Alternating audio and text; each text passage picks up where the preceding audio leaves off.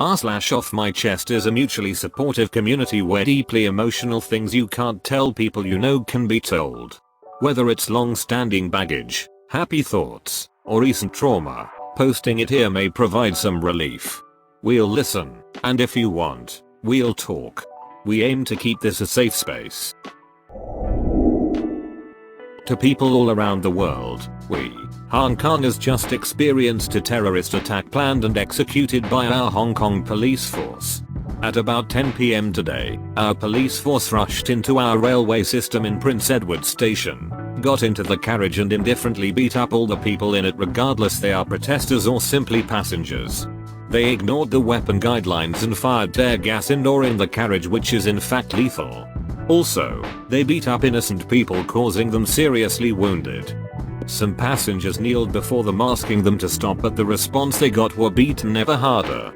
Meanwhile, the police haven't arrested the passengers after they got beaten up, showing that the only purpose of their brutality was to soar their anger to violence but not dispersing the crowd.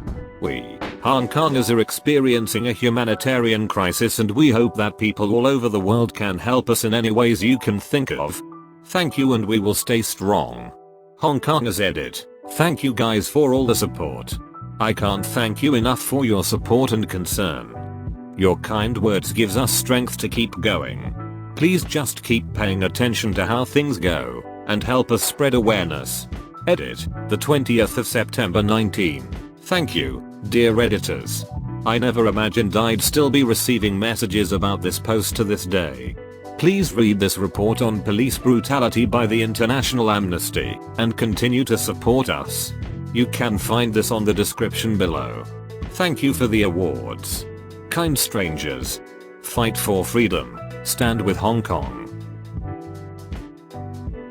I finally told her. There is this one girl I know since I'm 12. We were in the same school and finished this summer. A year ago I fell in love with her. Today I wrote her a letter and gave it to her. Now I'm waiting for her response, but I'm glad I had courage to do this at all. Edit, thanks for all the likes and comments. Seeing that my post has motivated some of you is more than I ever expected. Update to this story, she said no. She packed it in very polite words, but a no is still a no. At least now everything is cleared up and I don't run around with the feeling that I want to tell her something. Edit 2. The end of this story should not discourage you. It's my story, yours could be different. I love my best friend. Like that. He and I, female, have been best friends since we were 10 years old. It's obviously complicated because we have so much history. There's always been something there and we both know it, but our relationship has always been platonic.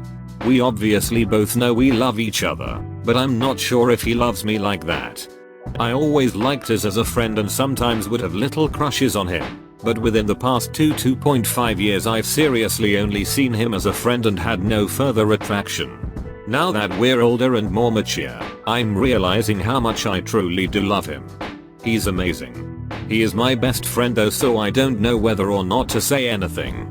I'm kinda scared it'll ruin our friendship, but that's not a huge concern of mine because we're super close. I'm just scared that if we dated and ever broke up, then that would ruin the friendship and I never want him out of my life. I had lunch with both of my parents for the first time in years and it was nice. I missed this. They divorced 4 years ago. My mom stayed in town and my dad moved to a town a 4-hour drive away. I've had them together in the same room with me before in these past few years, but there was always a strong negative energy. My parents love each other, but they can also bring out the worst in each other, and sometimes I'm left being the adult between two bickering grown children. Between work and money and the drama, I only see my dad once or twice a year now. Recently my mom's boyfriend's mom passed away and he inherited her old car. He doesn't need a car, so he instead, to help me out, he gifted me this car, but it required a road trip to an hour north of where my dad lives. So my mom and I drove to the car and my dad met us there to check it out and make sure it was ready for the 5-hour drive back to my home. The whole morning I was nervous for what arguments they were going to pick with each other.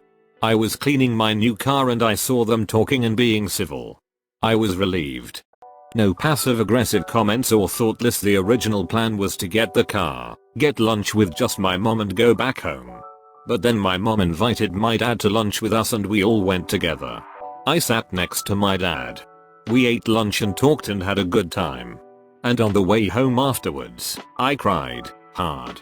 It was the first time since before the divorce they've been so peaceful with each other, and I felt growth and positive change coming for all of us, and it was so nice. I never realized how much I missed it. Growing up I didn't care for family time. They fought often, and when we were all together as a happy family it felt fake because I knew they weren't happy. But now, separated and in their new, healthier relationships, only brought together by their love for me. I didn't appreciate having them together and having dinner with them or going to the park with them when they were married. I missed it. Sitting next to my dad and talking to both of them as if this divorce never happened. I missed it so much and I never realized. It made me feel like a kid again, and I felt happy sitting between the both of them, somewhere I haven't been in the longest time. I saw a stranger with a blanket I made yesterday. Last year I was able to do a nice thing for some community members. I was homeless and made a poor flipping decision on polar fleece, flipping, buying and selling a side income.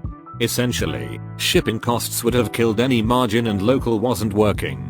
So I took the downtime I had at a night job and made double fleece no-sew tie blankets and handed them out to fellow homeless people after shift one morning at a food pantry when the frosts were hitting.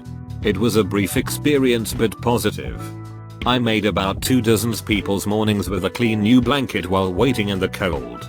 Yesterday, around a year later, I saw a homeless person walking down the street with one of those blankets.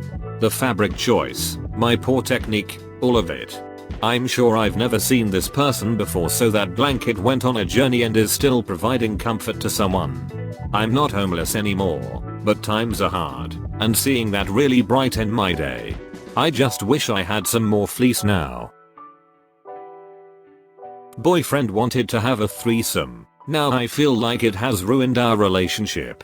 Hi, I made a throwaway for this but I need to get it out. Hopefully this is the right place to post it. Me and my boyfriend both have had threesome fantasies and have spoken about it being a possibility for a few months. I have always said that I love the fantasy, but I'm scared of any potential fallout after it. My boyfriend was adamant that nothing would change after and that it is just sex and we will all just be having fun. Anyway, this all went quiet for a while, and then a couple of weeks ago I got a text from my boyfriend opening the subject again. He told me that he mentioned it to his friend, and his friend would join us. I told him that I don't think it's a good idea, but he was persistent that we should do it. Anyway, without getting into all the details, the threesome went ahead and it seemed like we all had fun. A few days after, my boyfriend became very distant with me. He hasn't tried to initiate sex at all, and if I try he is obviously not into it or just makes an excuse. This morning his friend texted me asking if we were upset with him, as he has texted and called my boyfriend quite a lot but got no reply. I have mentioned this to my boyfriend but he just says that he would rather not talk about it. Now I have no idea if our relationship has completely broken down or there is a way to repair it. He got engaged today. 2 weeks ago on my birthday, he told me that he's getting engaged soon. My heart dropped. It felt like I lost him, for good. He wanted me to be at the wedding and I said no. He asked me why and it sucked that I couldn't be honest. I couldn't tell him that I still dream about him sometimes. Today I saw the photos and he looked happy. She looked happy. And now I'm afraid to sleep. I have a massive crush on my boyfriend's brother. I am complete shit for thinking and feeling the way I do sometimes. My boyfriend deserves better, but I can't help the rush I feel just being next to his brother. Nothing has ever happened and I highly doubt his brother feels anything for me, but it's not like I can talk to anyone about this. Posting is my last resort. Hopefully these feelings pass. I want to be better. I want it so badly. I have realized how badly I want to love someone and them love me back. No matter what I do, it always stems to that. I want a companion and I want to be a mother. And I want to be a wife. I used to laugh at marriage. I finally met him. He changed all those thoughts for me. I was all in for him and he left. So now I just feel lost. I hate that I want this so much. I just miss that feeling. I miss loving him. I don't want to think about it anymore. I hate having this kink. Basically, I'm a young female who has a really weird kink and I physically hate it. It is the worst. Not many people have or are interested in this kink, but what I can say is that I wish I never had this kink and I wish I was just into vanilla intercourse. How bad could it be? Piss, scat, farting masks. Unless it's killing other people, it can't be that bad. It's not that extreme. It's BDSM and pretend unwanted intercourse. Oh my god, that's terrible. You sick woman. In case you can't tell, that's sarcasm. As long as it's pretend and that's what you want, no big deal. Just like so many women that like to get choked, it's kinda normal. And we all got our kinks. I like being left with bruises and scratches that last for days after. Laughing out loud. Don't worry, you are 100% normal. I won't ever be able to confess to her now. There is this girl that I have had a crush on for years. Our families are pretty close-knit too, so we also had a lot of times to meet each other. I was so scared of ruining our current relationship that I decided not to say anything and bottle everything up inside, hoping that she would make a move instead. My cowardice and arrogance would be my downfall, as someone from her school recently confessed to her. They started going out, and I hold little hope that they will ever separate because she is such a cute and sweet person. I doubt anybody would give her up. I've had some time to digest this change, though the world seems to have lost some of its colors. I guess people weren't joking when describing Heartbreak. I'll probably never tell another soul so that Victoria can never find out. However, I would be lying if I said that I didn't hope that she sees this post, but she's not a Redditor. It isn't as bad as the other posts, but it's my own personal hurdle that honestly seems far too overwhelming to overcome. I hope Victoria is happy.